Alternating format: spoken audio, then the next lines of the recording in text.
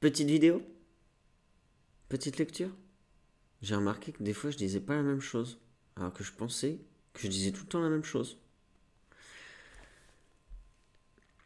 Les principes vibratoires universels. Par machin et machin. Principe vibratoire universel 2. L'équilibre.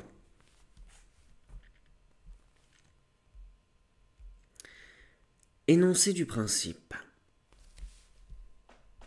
La stabilité repose sur le plan universel de la source universelle. Tout est en équilibre total. C'est la notion que tout fait un. Notion d'équilibre. En chacun de soi, il existe un point d'équilibre qui se manifeste à différents niveaux de conscience, soit physique, mental et spirituel. J'ajouterais émotionnel, mais c'est vrai que ça dépend beaucoup du mental. Lorsque je suis au point d'équilibre spirituel, je vis dans un état de grâce, un état mystique. C'est moi qui rajoute ça.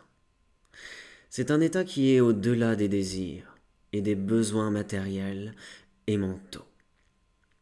Toutefois, même si j'atteins parfois ce point d'équilibre, les événements quotidiens font en sorte de me déstabiliser à cause de la dualité qui fait partie inhérente de moi. Ça se trouve, c'est une croyance limitante, ça. Le défi constant, c'est de toujours essayer de revenir en équilibre. Peut-être qu'on n'a jamais quitté cet état. Alors, je vais peut-être pas commencer à commenter tous les textes. C'est ce que signifie l'expression marcher sur le fil du rasoir.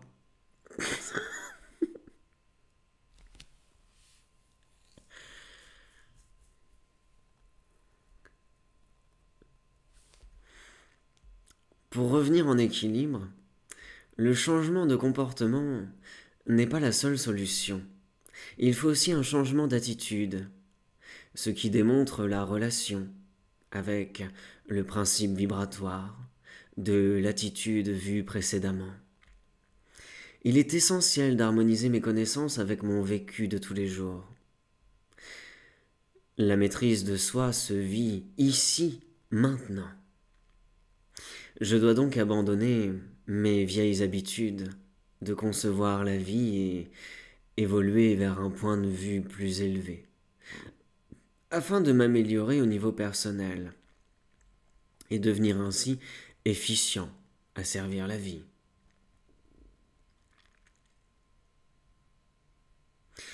L'initiative, l'imagination et le courage deviennent des qualités indispensables pour atteindre l'équilibre. Toutefois, une chose est certaine, le seul pouvoir réel que je possède, c'est le droit et la capacité de me changer moi-même. C'est ce contrôle que je cherche inconsciemment, comme tous les gens d'ailleurs.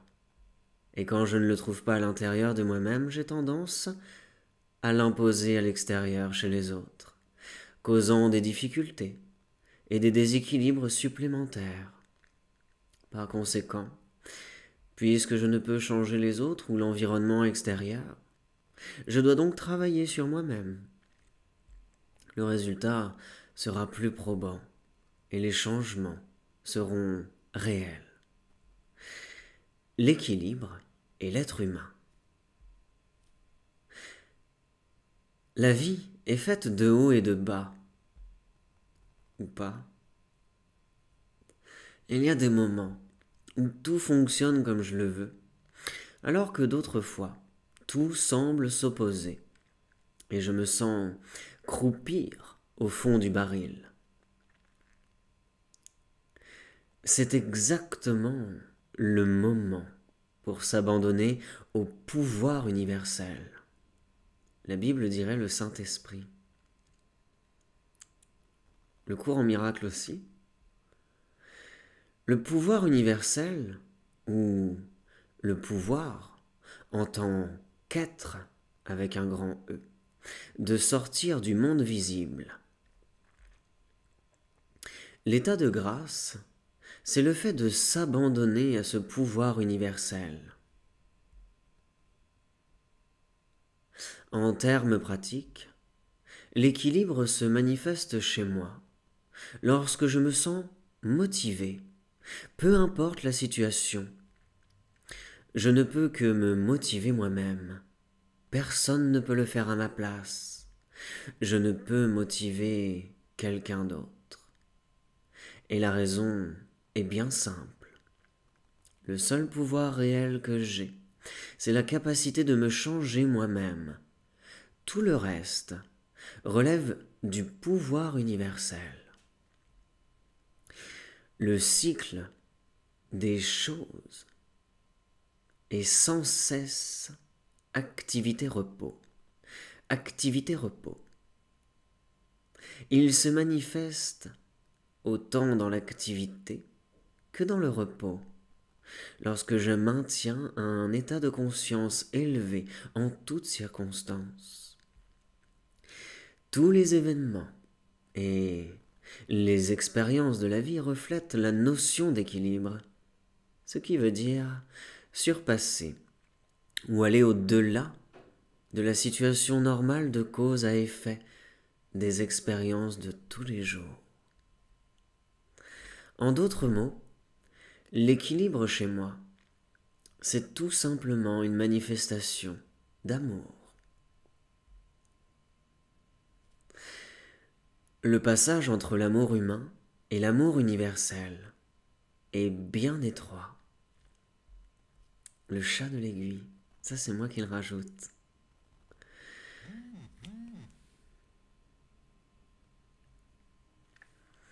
À cause du principe dynamique de la transformation constante du négatif et du positif, entre parenthèses polarité ou dualité, il est facile de trébucher, ce qui veut dire que mes pensées, mes paroles et mes actions, si elles sont négatives, ont pour effet de faire perdre ma vitalité. Et il ne me reste rien pour la créativité et l'inspiration. Peut-être mettre en silencieux quand même. J'oublie tout le temps en fait quand je fais des lectures. Ça. Le commérage est un bon exemple de déséquilibre. C'est l'équilibre mental et par conséquent émotionnel qui apporte la liberté tant recherchée, même inconsciemment, par tout un chacun, par l'influence de la conscience à travers les attitudes. La méditation continue. La méditation constitue un bon moyen pour parvenir à cette paix intérieure et sentiment de liberté. En fait, il s'agit de vivre selon les principes vibratoires universels pour en arriver à une certaine maîtrise de soi.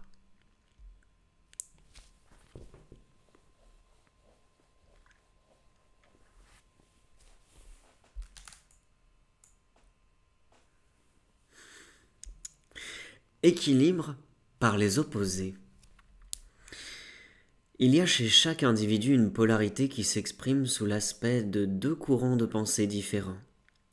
Ces deux courants de pensée passent par le cerveau, qui est une antenne, dont le côté droit, où circule le courant créatif réalisateur, entre parenthèses animus, pôle actif positif yang, et le côté gauche, où circule le courant analytique collaborateur, anima, pôle passif, négatif, yin. L'aspect créatif réalisateur me procure détermination, agressivité, imagination et prise de décision me conduisant à la responsabilité, alors que l'aspect analytique collaborateur me fait bénéficier de la coopération, la réceptivité, le raisonnement et la logique, me conduisant au discernement. Il s'agit d'utiliser ces qualités de façon juste, c'est-à-dire en complémentarité plutôt qu'isolément, ce qui crée l'harmonie en moi. Tant que cette harmonie intérieure entre les deux courants de pensée créatifs et analytiques, chez moi, n'est pas atteint, d'aucune manière je ne peux manifester l'harmonie dans ma relation avec les gens. J'obtiens toujours une harmonie équivalente à mon propre équilibre entre ces deux courants de pensée chez moi. Il en est ainsi, même s'il est difficile de l'admettre. Le courant de pensée créatif réalisateur est comme un feu vert pour procéder et persévérer dans mes actions, grâce à des efforts intenses, afin de surmonter les obstacles et atteindre les objectifs. Entre parenthèses, utilisation de l'énergie. Le courant de pensée analytique collaborateur est comme un feu rouge qui ordonne de s'arrêter et de vérifier si des ajustements s'imposent afin de surmonter les obstacles sans effort inutile, économie de l'énergie. L'échec et l'isolement sont donc provoqués par le combat entre ces deux courants d'énergie à l'intérieur de moi, soit la détermination et la collaboration. Si les deux courants agissent en complémentarité, je discerne adéquatement. Si les deux courants agissent isolément, le discernement est erroné. Pourquoi ? Parce que lorsque je fais face à des problèmes et à des difficultés, strictement du point de vue de ma nature active, aspect créatif, je choisis et poursuis mes intérêts personnels, à la fois comme objectif et comme une fin en soi, mais d'une façon aveugle et déraisonnable. Par contre, en faisant appel exclusivement à ma nature passive, aspect analytique, cela me mène à éviter les tâches considérées trop difficiles, ainsi que celles que je crains, comme possibilité d'échec. Et très souvent, c'est ce qui mène à l'inaction, par absence de prise de décision. Donc, le déséquilibre du courant créatif réalisateur cause l'échec dû aux émotions, qui m'incitent à être réactif plutôt que actif.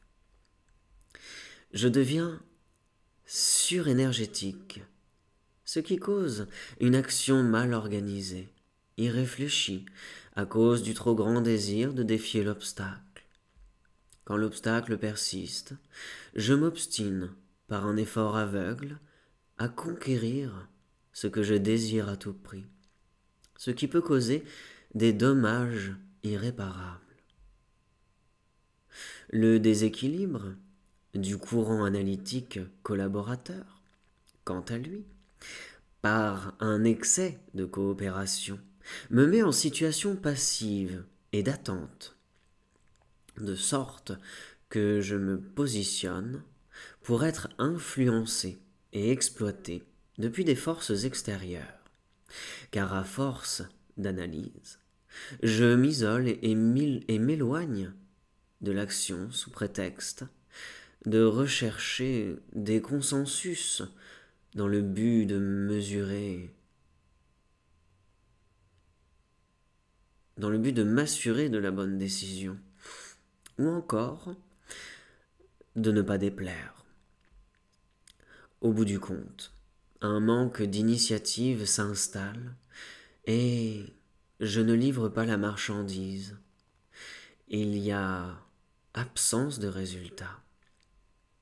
C'est la collecte de l'information combinée à l'absence de décision et d'action. Le tableau 2, ci-dessous, me donne un bref résumé des caractéristiques des deux courants de pensée chez l'être humain. Tableau 2. On va essayer de le montrer un peu quand même.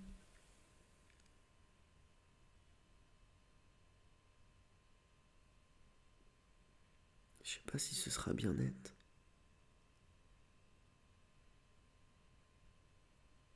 J'espère que ça suffira. On verra bien.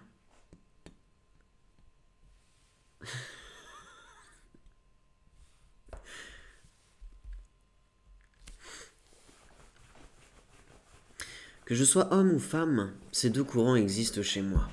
Cependant, ce que nous pouvons remarquer dans la société, c'est que la façon dont on éduque les jeunes garçons et les jeunes filles, en plus des us et coutumes de la race humaine à travers le monde, l'aspect créatif réalisateur, animus, yang, est dominant chez l'homme, tandis que l'aspect analytique, collaborateur, anima, yin, est dominant chez la femme. C'est pourquoi ces deux courants de pensée sont erronément attribués comme un créatif réalisateur appartenant à l'homme et l'autre analytique collaborateur appartenant à la femme. C'est ce qui explique qu'on peut lire et entendre des expressions telles que penser ou agir en homme et penser ou agir en femme. Ce que nous pouvons observer effectivement, c'est que la plupart des hommes et des femmes ne développent pas le plein potentiel de ces deux courants de pensée en eux. Plutôt que de vivre en tant qu'être et développer le courant de pensée déficient en eux, ils s'en tiennent à leurs traits de caractère humain, en persévérant avec un courant d'énergie qui prédomine amplement sur l'autre, créant ainsi un déséquilibre en eux-mêmes. Le déséquilibre se manifeste par exemple lorsque l'homme utilise presque exclusivement les qualités du mode créatif réalisateur dans sa vie de tous les jours, ou encore lorsque la femme procède presque exclusivement en fonction de ses qualités du mode analytique collaborateur. À ce moment-là, on dira que ces personnes sont polarisées. Un homme ou une femme en équilibre utilisera ces qualités reliées au mode de réactivité et d'analyse simultanément dans tous les aspects de son quotidien. Un exemple d'un déséquilibre du courant analytique collaborateur serait la volonté d'une femme de vivre un roman d'amour qui, de fait, est l'appel de son ego, désirant devenir le centre de l'attraction du monde masculin. Elle veut être l'objet de l'amour d'un homme ou de la passion d'un homme. Mais ce n'est qu'un rôle qu'elle veut jouer, sans tenir compte de la réalité masculine. Certaines femmes utilisent les hommes pour satisfaire leur propre vision romantique. Une autre façon où l'aspect anima se révèle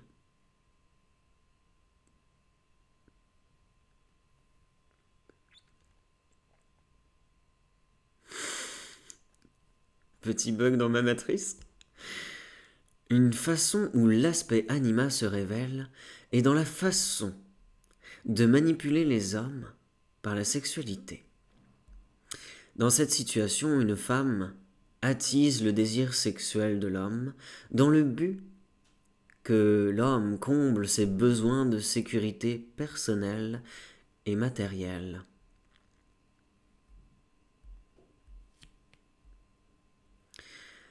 En ce qui a trait au déséquilibre du courant créatif-réalisateur, il peut s'illustrer par le fait que certains hommes se comportent comme des chèvres. Ils aiment brouter l'herbe de plusieurs pâturages. Ils ne sont pas matures. Pour avoir de la sexualité, ils sont prêts à tout, sauf prendre leurs responsabilités. Ils croient à tort qu'ils peuvent s'adonner à une relation sexuelle sans conséquence. Une relation sexuelle avec une femme crée un lien émotionnel et mental qui doit être dissous tôt ou tard. L'homme doit comprendre ses responsabilités, doit prendre ses responsabilités.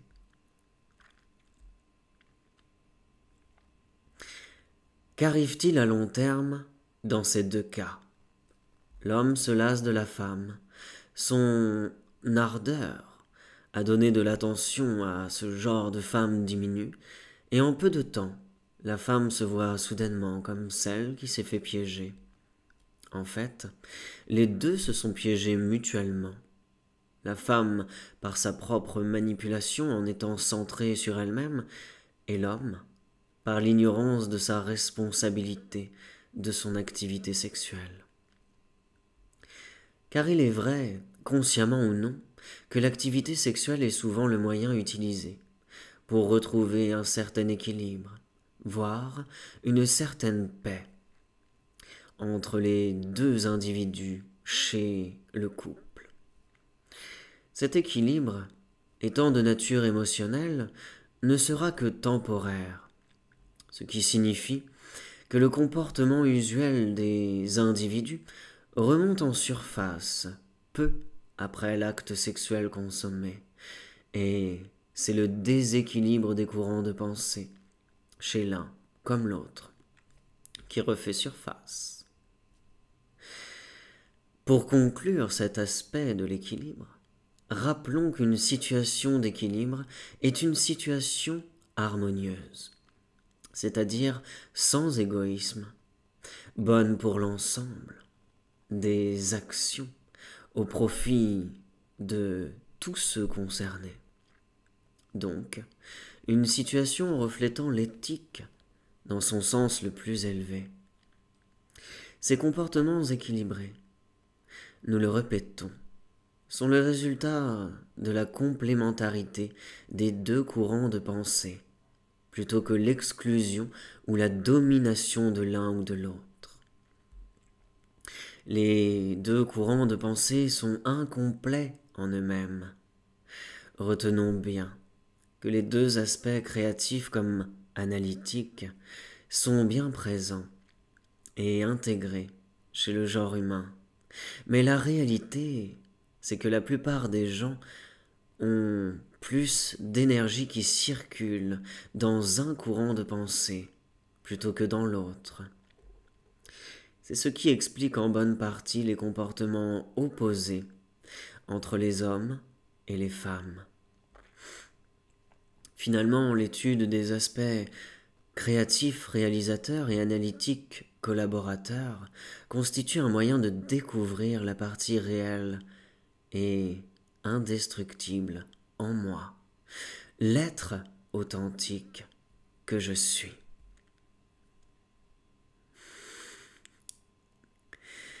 Les cycles naturels de l'équilibre. La nature est un excellent enseignant de l'équilibre. Elle démontre que tout a un temps et un endroit pour se manifester. Les 4 saisons en sont un bon exemple. Le renouveau du printemps, l'abondance de l'été, la récolte de l'automne et le repos de la terre en hiver. Normalement, les bénédictions des saisons arrivent en bonne proportion. Quand les saisons sont en équilibre, celles-ci apportent une vie heureuse et abondante. Si le printemps apporte trop de pluie, Les inondations détruisent les récoltes. Un manque de pluie cause une sécheresse. Le gel hâtif ruine la récolte. Un hiver trop long et dur et lasse l'esprit. Toute chose en bonne quantité amène une abondance de vie et de réalisation, un équilibre. Nous pouvons aussi observer cet équilibre dans les habitudes des oiseaux, le cycle des plantes, l'instinct des reptiles ou des mammifères. Tout chante la gloire de l'équilibre. Ces observations enseignent tous les secrets de la vie, soit l'équilibre qui anime instinctivement l'être. Tout est à sa place quand il n'y a ni trop peu en temps et lieu. L'équilibre dans ma vie quotidienne devrait donc être ma préoccupation principale. Quand ma vie est au plus bas, il est essentiel que je m'applique à maintenir ma confiance en la vie. Le cycle changera tôt ou tard. Ne jamais oublier que lorsque je suis au plus haut, je vais retomber un jour, et il faudra bien l'accepter. Je ne pourrai pas m'équilibrer en laissant mes fluctuations et ma colère s'intérioriser, en rageant ou cognant sur les murs. D'autant plus que la colère est très dommageable pour la santé et une très mauvaise conseillère. Cette phase de repos, ou vers le bas, est toujours temporaire et l'équilibre reviendra. Le jour succède toujours à la nuit. C'est le cycle naturel de la vie. Il est préférable de se délasser avec des activités créatrices. Mais est-ce possible? La méditation active ou la contemplation est recommandée pour se concentrer et trouver le calme nécessaire aux bonnes solutions. Les cycles de vie ou de la nature m'indiquent que pour maintenir ma réalité, je dois m'abstenir de considérer les événements d'un point de vue purement mental et émotionnel qui fonctionne strictement sur une base mécanique. Je dois m'élever en conscience. L'être est une entité d'aventure, et s'il ne peut trouver cette aventure dans les mondes intérieurs spirituels, il l'expérimentera par l'intermédiaire du mental dans les mondes extérieurs. C'est ce qui peut expliquer les expériences telles que boire de l'alcool ou prendre de la drogue, et bien d'autres encore. Cela, au contraire, diminue la conscience de l'individu. Mon but, c'est de m'élever vers un état de conscience supérieur. C'est pourquoi il y a constamment des leçons à tirer de tout ce qui survient dans ma vie. Il suffit de très peu pour me laisser envahir par la conscience humaine lorsque je m'en tiens exclusivement à mes désirs matériels personnels. Les émotions déstabilisantes.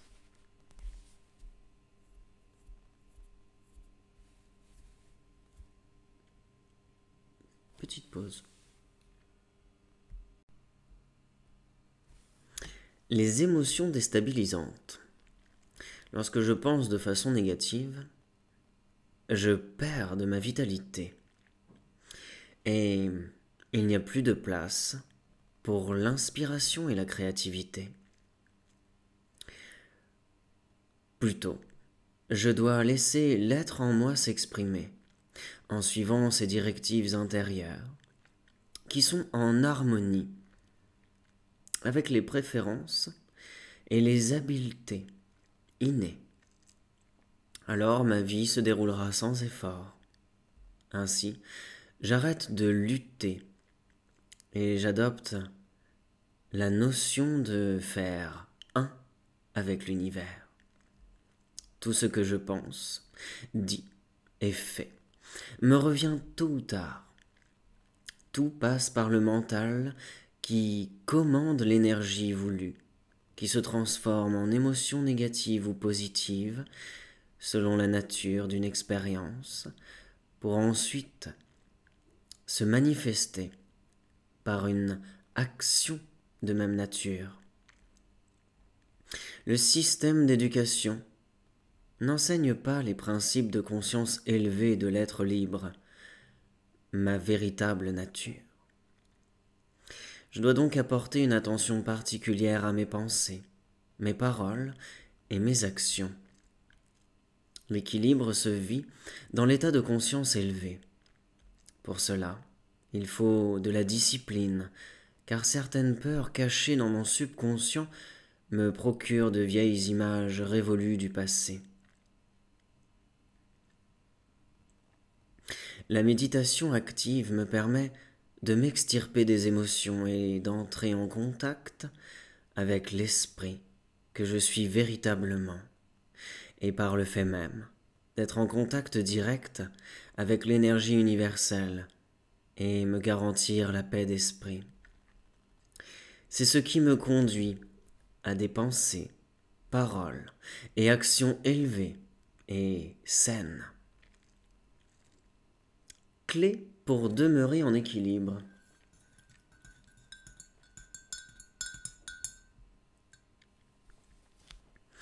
L'humour est un facteur de survie pour tout le monde. L'humour dissout les résistances, guérit les blessures, découvre de nouvelles avenues et me fait voir la vie du bon côté. L'humour détend et me permet d'avoir la concentration voulue pour trouver l'épingle dans la meule de foin ou la doublure d'argent dans un nuage de tristesse. Je ne connaissais pas celle-là. Avec l'humour, je vais me rendre compte que les changements qui surviennent dans ma vie ne sont pas des désastres, mais des cadeaux. Le fait d'en rire m'aidera à maintenir mon équilibre lors des temps difficiles. Dans les moments de changement, les difficultés sont inévitables.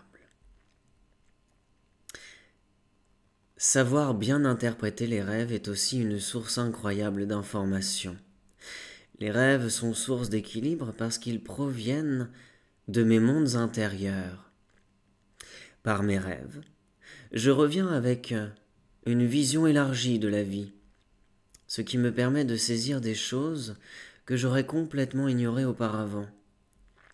Voici les différents aspects sur lesquels je peux, depuis les rêves, de nuit comme de jour, tirer de l'information pratique. Guérison, prémonition, prophétie, spiritualité, lucidité, cauchemar, récurrence, incohérence, karma, vie passée. Il y a plusieurs livres sur les types de rêves et leurs bienfaits. Il est de mise que je les consulte. Ils peuvent me guider et m'éviter des faux pas. C'est drôle, j'ai lu tout l'inverse dans un autre bouquin. C'est à chacun de construire sa vérité. L'évolution passe par le retour à l'équilibre. Il sera toujours préférable d'expérimenter dans l'action, plutôt que de rester immobile, bien souvent à cause de mes peurs.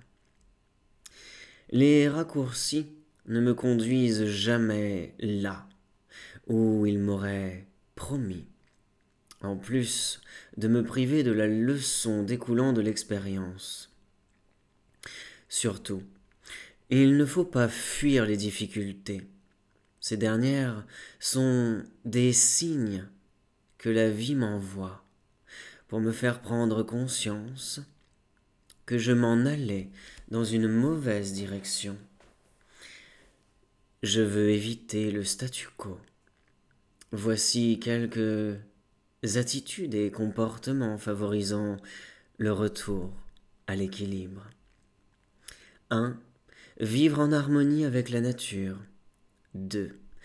Éliminer les vieilles et mauvaises habitudes. 3. Apprécier toutes les situations. 4. Vivre l'instant présent. 5.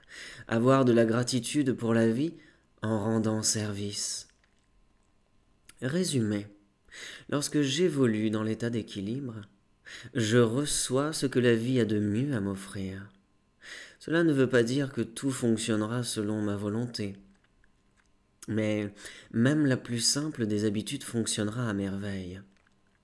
Avec l'équilibre, j'ai la bonne perception des choses qui arrivent dans ma vie, parce que je permets à la vie de se manifester telle qu'elle est réellement, plutôt que de tenter de lui dicter mes attentes.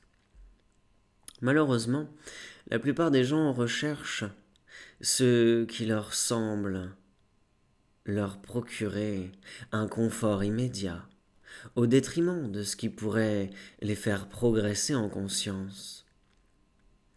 L'idée maîtresse, c'est d'adopter la voie du juste milieu, au lieu de fuir les hauts et les bas de la vie. Je laisse les autres libres de penser, vivre, aimer, parler et agir comme ils l'entendent, si je veux que personne n'interfère dans mon espace psychique. Connaître le véritable moi et découvrir ma vraie mission ici-bas, soit de retourner à la source par l'évolution de la conscience, constitue le défi du principe vibratoire universel de l'équilibre. Fin du principe. Bisous.